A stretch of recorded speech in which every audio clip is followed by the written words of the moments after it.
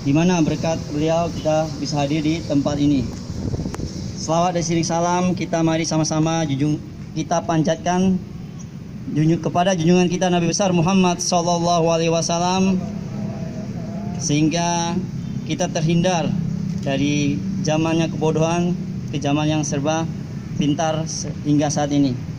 Sebelumnya permohonan maaf dari Komandan Kodim 0104 Aceh Timur. Ya, seharusnya beliau yang membuka, tetapi beliau berangkat ke Jakarta Selatan mengikuti rapat rakor PMMD ke 103. Baik, di sini saya akan membacakan sambutan dari Bapak Kodim. Assalamualaikum warahmatullahi wabarakatuh. Salam sejahtera bagi kita sekalian.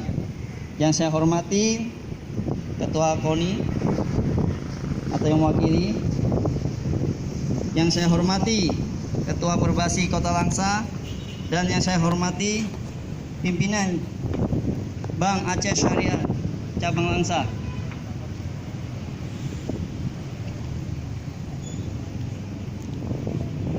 Dan seluruh tim atau adik-adik yang ada di depan saya.